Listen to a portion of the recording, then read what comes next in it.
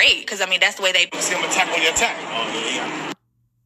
I never thought anything bad about these organizations. I never had in my mind that it was ungodly. I mean, if anything, I thought it was great, because I mean that's the way they paint these sororities to be.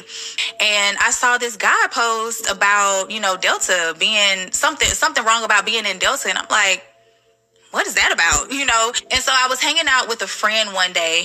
He was like, well, you might want to look into your sorority because it's demonic. And I was like, my sorority demonic? The devil has to get crafty. He has to con you out of your worship. He has to think of different ways. But when you think about how he tempted Jesus, and he said, I'll give you all of these things if you just bow down and worship me. Because nobody is going to physically bow down and worship the devil if they are a Christian. So if you claim Jesus Christ as Lord, you're not going to just willingly do that, right? He has to kneel and bow to get into these organizations. You just think it's weird. You don't think it's like, okay, I need to sit back and be like, what we doing? You're just doing it because you want to be a part of the organization. I went through the pledge process, initiations, rituals, and I didn't think nothing of it at the time. When you do these oaths and things where you have to kneel and you have to do all this weird stuff, like you're not thinking about what the context of what it is. You're not thinking about that. The Greeks did not worship the God of the Bible. The Greeks literally worship idol gods. They had pagan rituals, y'all. But that spirit that's hiding behind these organizations parades itself and makes the organization as an idol. So it puts the organization on a pedestal.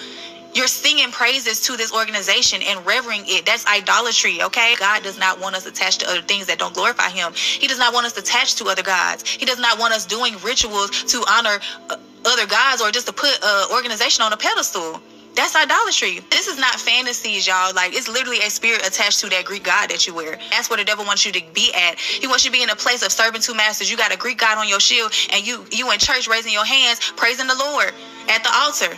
That's serving two masters. We had to swear by these gods. We had to take oaths. We had to serve them, a lifetime of commitment to serve this organization. And we had to worship them by bowing and singing these hymns. You got to pledge your life to this thing. Your life that you didn't give yourself, you gonna give it to somebody else and not God? Or you gonna give it to God and you only got one life. You can't split it.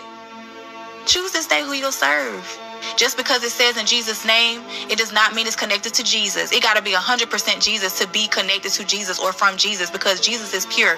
Why would Jesus be okay with us being a part of an organization that, when in his word said, don't have no other gods but him, and yet we're connected to an organization that the devil is really conning people to be in a religion that is rooted in Greek religions?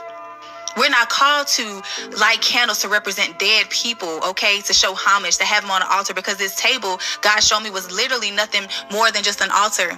This is where the witchcraft took place. Why are we doing all that for somebody that passed away? You know, that is sorcery, y'all. That is not godly. That is witchcraft. That is